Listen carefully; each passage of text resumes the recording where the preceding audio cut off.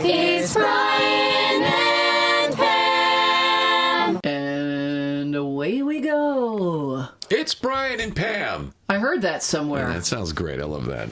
Episode 32. Did that win a Grammy? What? The Brian and Pam song? No, it didn't. It should have. No. If Billie Eilish did it, it would have won. She won everything. Yeah. Did she win like the softball throwing competition for the Grammys too? Everything. Now who's this Billie Eilish?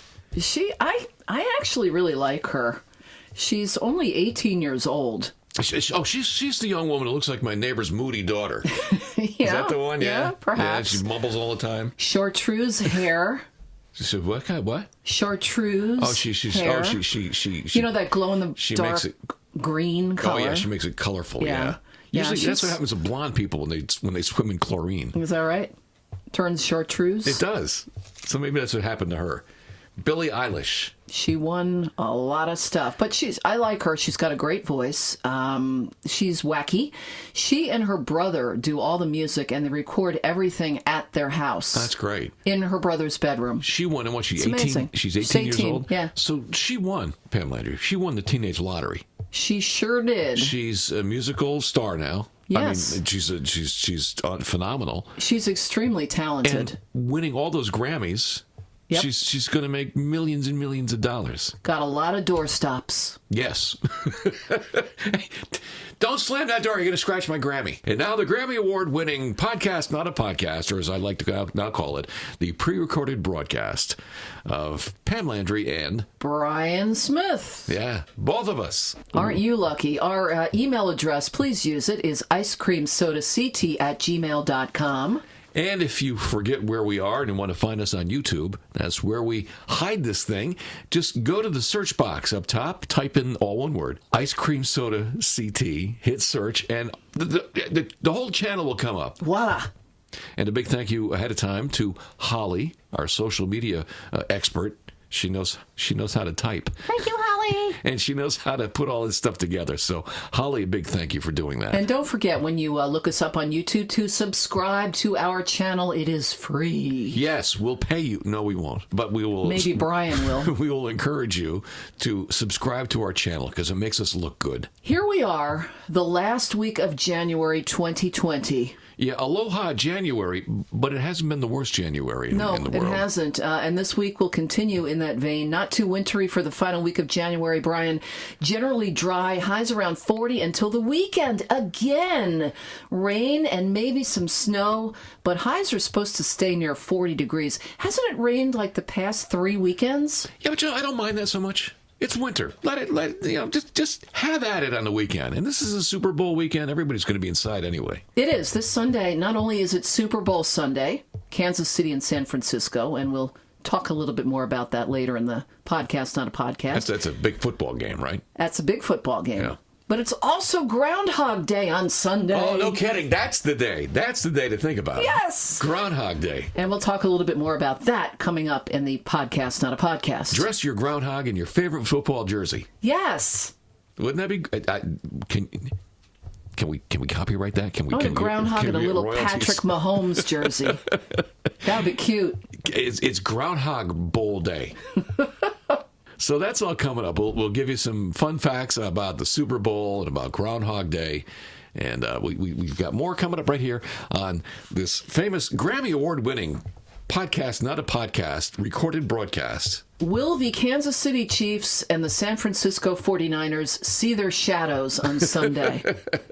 Isn't that what's going on? Well, speaking of what's going on, Pam Landry, people flock to this podcast to find out what's going on in the world. That's true. How come I didn't find out about the job opportunity I missed? What's that? It's the dressing up like the Statue of Liberty in front of the tax places and waving the big foam hand at people. Do you know what I'm talking about? I think those jobs are all full. I didn't see it. We should have told people. We should have told me. But I'm in luck because I see we have the executive director of the IRS with us on the show today. No, not IRS. What? It says IRS here. It says Chris Iris. George. What? Chris George, the executive director of IRIS.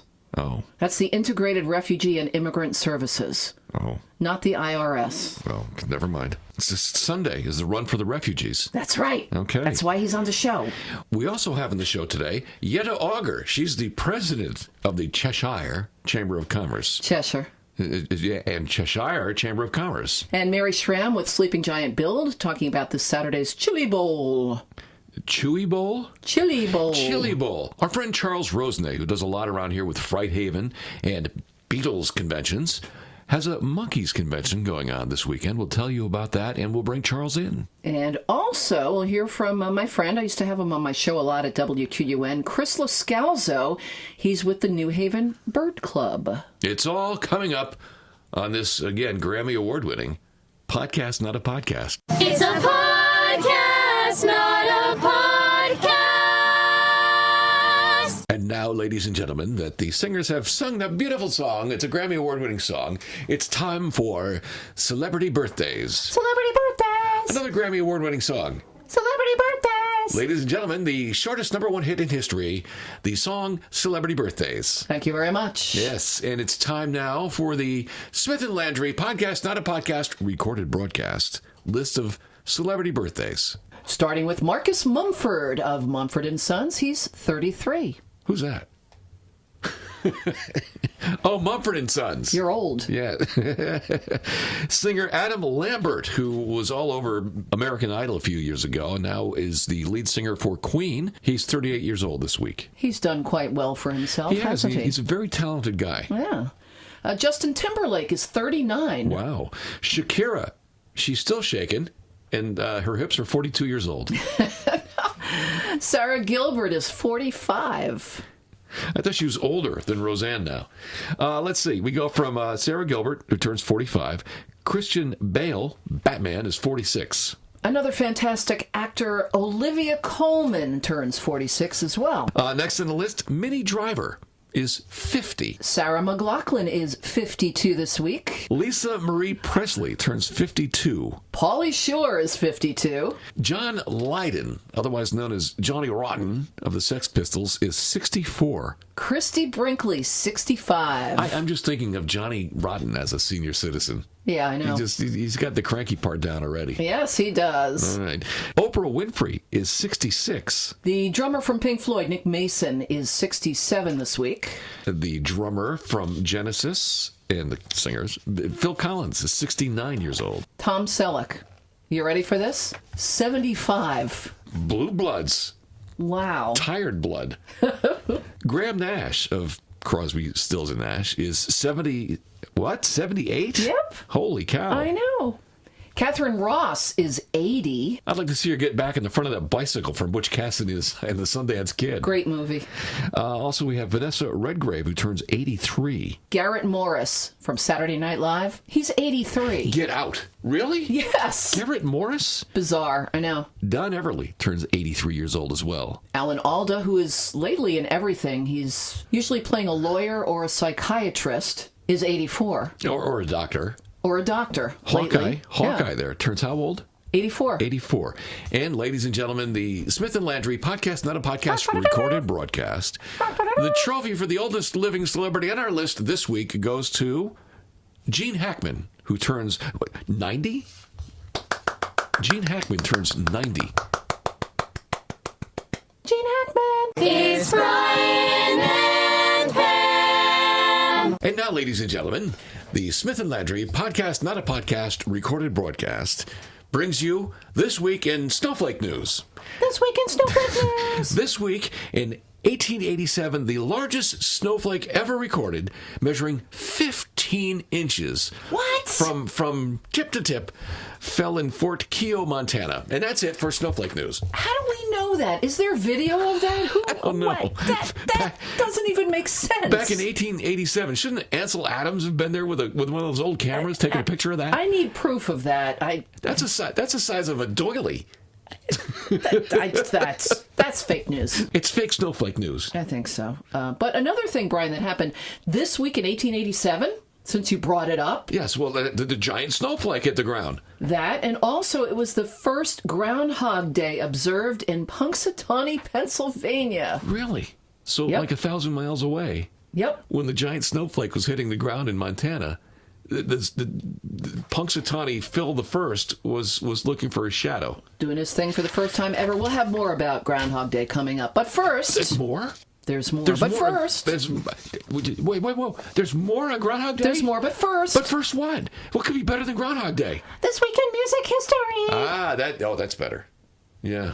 Is there anything about musical groundhogs? I don't think so. Where do we start, Pam Landry?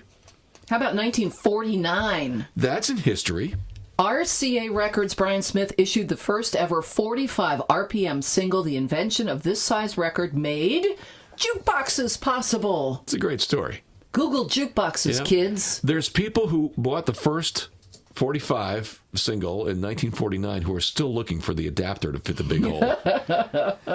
This week, back in 1956, Elvis Presley started recording what would be his first album at RCA's New York studios. This week in 1961, the Shirelles became the first all-girl black group to have the #1 song with Will You Love Me Tomorrow. This week, back in 1964, the Beatles started their 7-week stay at #1 on the singles chart with I Want to Hold Your Hand. 5 years later, this week in 1965, Tommy James and the Shondells started 2 weeks at #1 with Crimson and Clover. Do you want to know a fact about Crimson and Clover? Yes, please. It came out in late winter in the UK, and when they played it, a lot of people in England thought the lyrics were Christmas is over. Oh. Instead of Crimson and Clover. And if you play it back, actually, I listened to it, it sounds like they say that sometimes. Interesting. Christmas is over. Fun fact. Have you had enough facts? Yeah. I don't have any about groundhogs right now. Or giant snowflakes. We used that one up already. This week, back in 1969, back to the Beatles. The Beatles with Billy Preston played that lunchtime rooftop gig at the Apple building. That's Apple Records, not computers. On Savile Row in London. It lasted just over 40 minutes. It was the last time ever the Beatles performed live. 1 year later, 1970, John Lennon wrote, recorded, and mixed his new single, Instant Karma, all in one day. That was this week in 1970. Also, this week back in 1970, the Jackson 5 were at #1 on the singles chart with I Want You Back, the song originally written for Gladys Knight and the Pips. Okay, so this week in 1973, Superstition, which was the lead single from Stevie Wonder's Talking Book album, became his second #1 single. It was 10 years after his first #1 hit. And we're not done with the fun facts yet, Brian. Oh, there's more? Jeff Beck created the original drum beat for that tune while in the studio with Stevie Wonder. After writing the song, Stevie Wonder offered it to Jeff Beck to record, but Berry Gordy insisted that Stevie Wonder record it first. There's a lot of facts in there. Mm-hmm. Anything about a groundhog? Nothing. Nothing. I'm beginning to notice a pattern here. There's not enough about groundhogs. This week back in 1975, Neil Sedaka had his second #1 single with Laughter in the Rain. And this week in 1983, Australian band Men at Work went to #1 on both the British and American singles and album charts simultaneously with the song Down Under and the album Business as Usual. They were a big hit back then. Remember that? Yes, indeed. Everybody loved that. That was big yeah. MTV years, so it was a big video on MTV. This week, back in 1985, the recording took place for We Are the World. And this week in 1990, Paula Abdul started 10 weeks at #1 with Forever Your Girl. That was the video with the cartoon mouse, right? I believe so. This week back in 1999, Britney Spears was at #1 with Hit Me Baby One More Time. Her debut album also went to #1 on that same day. And this week in 2016, David Bowie got to #1 for the first time with the album Black Star that was released 2 days after his death on the 10th of January in 2016. He's been gone that long. 4 years for David Bowie. Wow. Yeah. Went by fast. And that is? And that is This Week in Music History, minus anything about groundhogs or giant snowflakes. It's a podcast, not a podcast. All right. I don't know if we sound different, but we're on a new set. We're in our events desk. I'm Brian Smith. I'm Pam Landry. And here we are with what's going on in our part of Connecticut. What's going on in our part of Connecticut? Who do we listen to find out? us. Us, yes. Oh, us. okay. Yes. That was a We trick will. question. Yeah, that's a trick question, yeah. Let's find out what's going on, Pam. You see the graphic up on the screen. It says Hamden. So let's find out what's going on in Hamden. It's a tree identification walk. Know your trees, Brian Smith. I have a question. Yes. Is this a walk where you would identify just any tree? Like they'll point to it and you'll say, is that a tree or a bicycle? And you say, well, three of us think it's a tree. Is that kind of thing? Not sure. You'll have to go and find out. It is a winter tree identification walk with the Sleeping Giant Park Association, Brian. And it's this Sunday from 1:30 till 4:30. They say it's far easier to identify a tree when the leaves are out in winter. You could study form and shape of the tree, the bark or the branch, and the leaf arrangement. Or you could join the Sleeping Giant Park Association for the Winter Tree Identification Hike. That's a great idea. See? Yeah, it's a perfect time of year to go out and take a walk. That's right. Take a walk. Actually, I would like to do that because I really don't know my trees as well as I should. Yeah, so you'll learn a lot. And you leave from the kiosk at the park entrance to Sleeping Giant. It's Sunday at 1:30. And all the details about the hike can be found on their website at sgpa.org. Here's what I know about trees. I know, here's the categories I know. Big ass tree, dead tree, precarious tree. That's it. Brian, I have some advice for you. Yeah. Take a hike. All right, from Hamden, let's go up the road a bit to our next stop, North Haven. We've got a couple of things going on there, including a monkeys convention. But first, Well, Friday night, Brian Smith, North Haven Family Trivia Night is happening. A night of family fun at North Haven Middle School on Bailey Road. It's Friday from 6:30 till 9:30. All proceeds benefit the North Haven Education Foundation. Entry fee is $5 at the door. Refreshments will be available for purchase. And then, coming up, not this weekend, but next weekend, Saturday, the 8th of February, there's a monkeys convention in North Haven, talking about the band, not the animal. Our friend Charles Rosenay is here with all the details. yes, Charles Rosenay is here with us. Let's bring him in on the new set. Hi, Pam and Brian. It's Charles Rosenay. Most everyone knows me as the Beatles guy, right? Well, a little thing different coming up. February 8th. It's a Saturday. I'm bringing a monkeys convention to Connecticut. It's at the North Haven Best Western Plus Hotel. It's a tribute to Peter Tork, who was actually a good friend of mine, lived in Connecticut most of his life, actually loved Connecticut. February is the anniversary of his passing. It's also his birthday month. And we've got special guests. We've got live bands, memorabilia vendors, a marketplace, a video tribute, a charity auction. The monkeys convention, Saturday, February 8th in North Haven. I really hope that you guys can come, and some of your listeners. If you need information, it's monkeysfanconvention.com. We may be coming to your town, and the Monkeys Convention is. Thank you, Charles Rosenay. That monkeys convention is Saturday, February 8th in North Haven. Well, from North Haven now, let's go to the lovely town of Cheshire, Connecticut. The Cheshire Chamber Annual Awards. Pam? Brian? That's Cheshire. The It's Cheshire like it should be. Chamber Annual Awards Dinner Cheshire. is coming up Thursday, February 6th at 5:30 at Aria in Prospect. That's a beautiful place. Have you been there? I have been there. It's huge. It's huge. It looks like a casino landed right in the middle of Prospect. Here to tell us more about that dinner is the president of the Cheshire Chamber of Commerce, Cheshire, Pam. Yetta Auger. Hi, Pam and Brian. This is Yetta from the Cheshire Chamber of Commerce.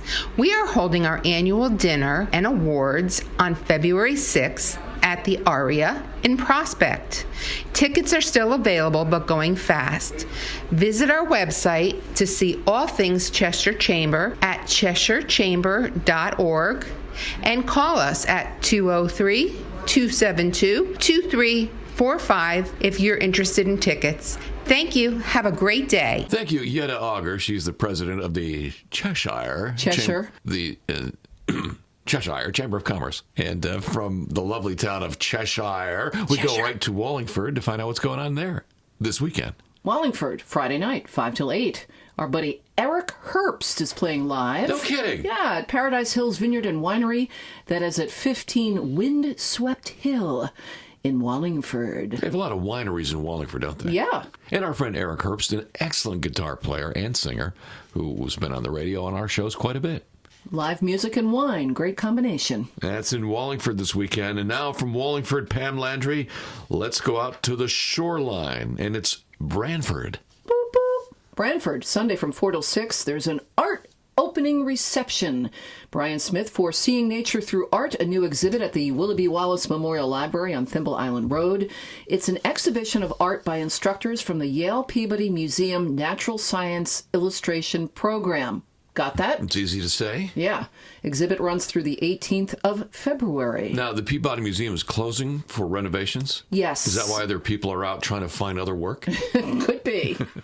Well, from Brantford, let's head to another town on the shoreline, the beautiful shoreline of Connecticut, and the lovely town of East Haven. Next stop, East Haven. East Haven Library. This Wednesday, the 29th at 6:30, there's a presentation, a program called Global Warming and the Future We Choose, presented by Michael R. Cohen, a program that reviews the science of global warming and its consequences. Michael Cohen is a member of the steering committee for 350CT.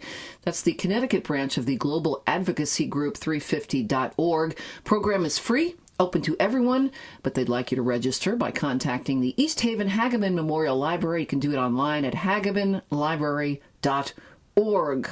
So, we're in East Haven now, and we go right into New Haven to find out what's there. It's a busy place this weekend. Always a ton going on in New Haven, Brian Smith. And if you like birds, I like birds. Saturday, it's the 4th annual Mega Bowl of Birding in New Haven County. It's a warm-up to the Super Bowl. It is. It's the Mega Bowl of Birding? Yeah. Now, I had Chris Lascalzo on my show at WQUN quite a few times talking about the New Haven Bird Club. And this is an event that they do. They put people in teams. They have 11 teams and 40 people signed up for the event already. I have an idea, Pam. Yeah? We get Blue Oyster Cult to sing their big hit, I'm Birding for You. I'm birding, that one? That's the song, yes. I like that song. It's perfect for the Mega Bowl of Birding. Well, here's Chris Lascalzo to tell us more. Hello, Pam and Brian. This is Chris Lascalzo from the New Haven Bird Club. I'm calling to tell you about the Mega Bowl of Birding of New Haven County. We're running the 4th annual Mega Bowl this coming weekend. We always have it coincide with the Super Bowl. So we go out in groups of 2 to 6 people, usually 3 or 4 members of the Bird Club go out and see what birds they can find in New Haven County on that particular day. It's a friendly competition. We give out awards for whoever can see the most birds. We actually award points for different species. The common birds, you get 1 point for finding one of those. But if you find something real rare, you might get 5 or even 7 points, and points in between for less common but not rare birds. But anyway, we have a good time. At the end of the day, we all get together for dinner at the Kellogg Environmental Center in Derby and compare findings and share stories and have a lot of fun doing it. So it's a good excuse to get out in the cold weather and get outside, get some fresh air, see some beautiful birds in our area. We usually see about 100 species combined, and it's really quite nice to do it. So we've been doing it a few years now. We're doing it again this Saturday, and we're expecting to have a great time. Thanks for your interest. Thank you, Chris Lascalzo. And for more information, newhavenbirdclub.org. Wonder how many times these people have to change their shirts when they do this. What does that mean? You've got something on your shirt. Oh. It's supposed to be good luck if a bird poops on you. I had a bird poop on my sandwich once at Busch Gardens in that's Florida. not good luck. No, I didn't eat it. Is that mayonnaise or is that... Never mind.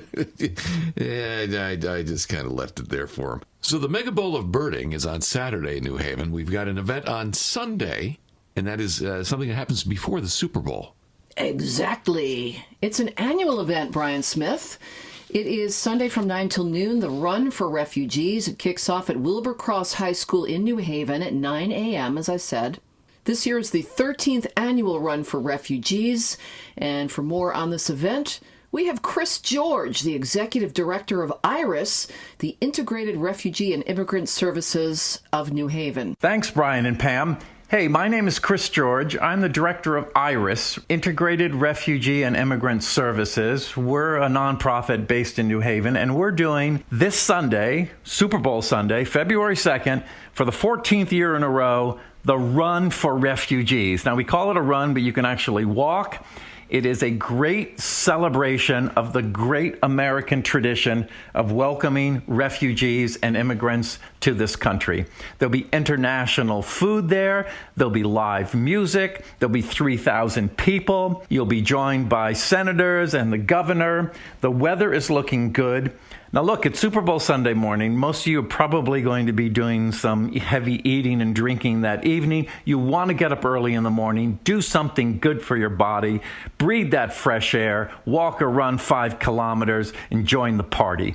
Come at about 8:30 or 9 if you haven't registered. I'll see you there. Thank you, Chris George, the executive director of IRIS. It's IRIS. Yeah, and for more information on the run, you could go to runforrefugees.org. Well, it is Super Bowl weekend. From New Haven, we go up to Woodbridge and find out what's happening with the Sleeping Giant build and their Chili Bowl. Sleeping Giant Build's 7th annual Chili Bowl happens Saturday from 5 till 7:30 at the Amity Teen Center on Selden Street in Woodbridge. Here to tell us more about it is Mary Schramm of Sleeping Giant Build. You are invited to Sleeping Giant Build's 7th annual Chili Bowl on Saturday, February 1st from 5 o'clock to 7:30 p.m.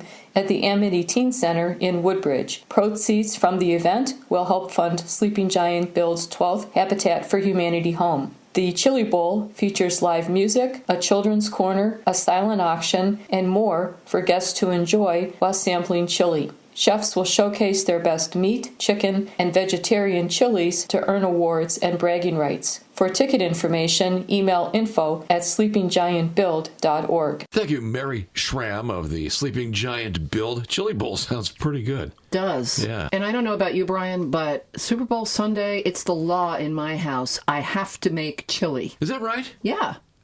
I didn't know that. You coming over? I've known you for 100 years. I didn't know that. From the Chili Bowl this coming Saturday in Woodbridge, let's go down to Orange and a petting zoo. Oh, so I'm glad you brought that up. Orange Case Memorial Library on Saturday. See, Saturday is Take Your Child to the Library Day. And so check with your local library because various events are going on in many different libraries across the state. Can I just make a point, too? And it's also bring your kid home when you're done from the library as well. It's not leave your child at the library day. Take your child to the library, let them read a book or whatever they do, run around. And then bring your child home. Take them home. Thanks for clarifying that. And make sure it's your child.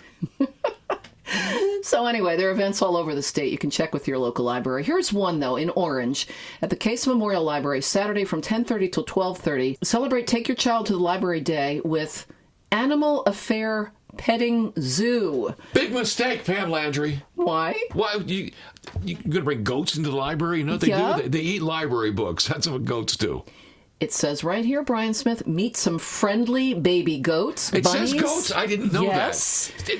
Big mistake, Pam Landry. Baby goats, bunnies, pigs, chickens, and ducks. Yeah, goats in the Dewey Decimal System do not get along well. The indoor petting zoo. Kids of all ages welcome, but kids under the age of 3 must be accompanied by an adult in the pen. So they're going to be contained, Brian. What day is this? This is Saturday morning, 10:30. Well, I know the headline's going to read Sunday morning in the New Haven Register. Stop it. It's going to say, big mistake. And the library people are going to say, well, that's the last time we ever have goats in the library. If you're thinking of going, registration is required. It may be full already, so check with the library in Orange, casememoriallibrary.org. As God is my witness, I thought those goats only ate tin cans. We have an entire reference section, and all we have left is just the R of the Britannica. But I do want to try goat yoga one of these days. Just keep them out of the library. I can't do goat yoga because all I do is play with the goats. I would get no yoga done. From the petting zoo at the library in Orange on Saturday, we go down to Milford on Sunday, just before the Super Bowl. From 1:30 till 3 in Milford at the Connecticut Audubon Coastal Center, they have a beginner adult watercolor class. Actually, it's a series of 6 weeks. Classes go for 6 weeks, Brian. So this Sunday, the 2nd of February, is the first of the 6-week classes. And what time is that? That's at 1:30 Sunday afternoon. So it's well before the Super Bowl. So if you have one spouse that wants to sit around and drink beer and watch the football game, and the other spouse wants to do watercolors, they could both enjoy each other's activities and still find time to do it. Yeah, the series will focus on learning how to draw and paint birds easily, as well as create a background appropriate to that bird species. It's appropriate for ages 18 and up. The class fee, there is a fee, will include all drawing and watercolor materials. You can register at ctaudubon.org. Do you know if there's drinking involved? I do not believe there is drinking involved. Okay. Usually with these painting things, there usually No, is. no, Usually with these that's painting not what things, this... it's a cover-up. It's not a paint and sip. It's a class. So all those people do is drink. That's right. And the painting is secondary or tertiary. And then try to figure out what they painted afterwards. It's Brian and Pam. This Week in Food now, Pam Landry. This Week in Food. It should be... I can't get my voice up that high. This Week in Food. This Week in Food. We should call it This Weekend in Food because it's Super Bowl weekend, and that's pretty much the focus of all the food. Super Bowl weekend. I want to mention there's a big beer festival happening at the Meadowlands on Saturday. That's Now the you've day got before. my attention. That's the day before the Super Bowl. It's also the first day of February. Everybody who's had a dry January, if anybody did, everybody can now drink. Saturday at the Meadowlands in New Jersey, it is the 10th annual Great Beer Expo. 150 different beers. You can go down there and try them all. Tickets are $48 for drinkers, $12 for designated drivers. 2 sessions on Saturday. The first one is 12:30 till 4. The second one is 5:30 till 9. Again, 150 different beers. This is all at the Meadowlands in New Jersey. The 10th annual Great Beer Expo, voted one of the top 10 New Jersey expos from bestofnewjersey.com. Oh, then it's got to be good. Yeah. Oh, and there's one other thing, too. Not only can you drink there, but they've got food, and you can make your own pretzel necklace. So when you walk around, you can eat pretzels from your neck between beers. And drink beer. Yes. Okay, good practice for Super Bowl Sunday. Now, there's more food facts for Super Bowl Sunday. This weekend, we have a double shot of holidays. It's Groundhog Day on Sunday as well as Super Bowl Sunday. Let's talk about Groundhog Day for just a second. We mentioned that before. And then we'll wrap things up with a look at Super Bowl food. Yeah, we did mention Groundhog Day, Brian, at the top of the show, that it was in 1887 when the first Groundhog Day observance happened in Pennsylvania. So, the idea of Groundhog Day? Yeah, I'm wondering about this. Comes from an ancient Christian celebration known as Candlemas Day, which marked the midpoint between the winter solstice and the spring equinox. When you think about it, it's all marketing. Yeah, of course it is. This was marketing back in the mid-1800s. Well, superstition held that if the day was sunny and clear, people could expect a long, rough winter, but if the sky was cloudy, warm weather would arrive soon. Then the Germans expanded on this tradition, introducing the hedgehog to the mix. Okay. They believed Do they still make hedgehogs? Yes, they do. They do. Okay, I was just curious about They're all that. named Sonic. All right. And they're blue. So the Germans believed, according to the Groundhog Day website anyway, that if the sun appeared and the hedgehog saw his shadow, there would be 6 more weeks of bad weather. Now, since many of Pennsylvania's early settlers were German, they brought this tradition along with them to Pennsylvania, but they switched the hedgehog for the groundhog because there are more groundhogs than hedgehogs in Pennsylvania. Hence, the tradition was born. It's just a great marketing scam. Yeah, and in 1887, the first Groundhog Day observance happened at Gobbler's Knob with Punxsutawney Phil. You can't come up with a better name than that. Okay, so from Groundhog Day on Sunday, we go to the Super Bowl. Oh, that's right. That thing is happening, isn't it? Big football game in Miami. Big football game. A little marketing involved with that as well. A little bit. Kansas City Chiefs and the San Francisco 49ers. Brian, it's Super Bowl 54. 54 with Roman numerals, so I always have to ask other people. I don't have too many Romans I hang around with anymore, so I've got to find out what that means. The average cost of a 30-second commercial during the Super Bowl, Brian Smith? Yes, Pam Landry. During Super Bowl I, it was $37,500. It's simply affordable by all of us. Sure. This year, a 30-second commercial reportedly will cost you between $5 and $5.6 million. I'm out. 30 seconds. I'm out. Keep your commercials. That's a little too steep for me. Woo-wee. But the thing is now, you remember years ago, they kept the Super Bowl commercials a secret until the Super Bowl. Oh, they did, yeah. Now they're not a secret anymore. Well, see, why not give it some pre-publicity?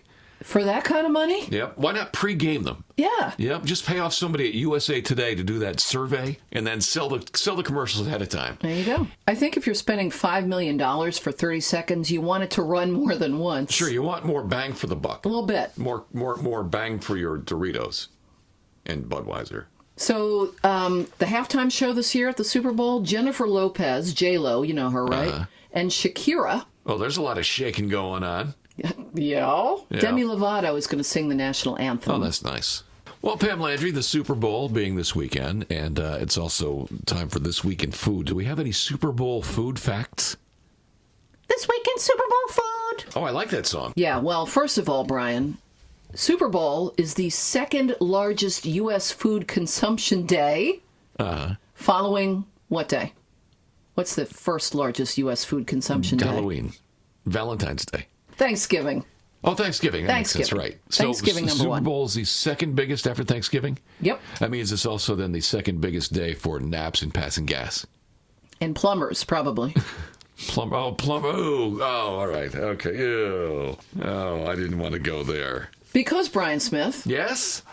they say 8 million pounds of guacamole is consumed on Super Bowl Sunday. That's a lot of guacamole. That's a lot of avocados. And with 8 million pounds of guacamole, Brian, 14,500 tons of chips are eaten. Of course. What else are you going to have with 8 million pounds of guacamole? That's right. How many is that? 14,000 tons? 14,500 tons of chips. I wonder what that translates to with pickup trucks. How many truckloads of chips and guacamole is that? Depends on how big the truck is. Also, Brian, 1.25 billion with a B chicken wings will be consumed. Hang on, let me do some math. That's 600 million chickens giving their lives for the Super Bowl. Do you realize that? 4 million pizzas. Wow. It's a lot of pizzas That's given a lot their of- lives for.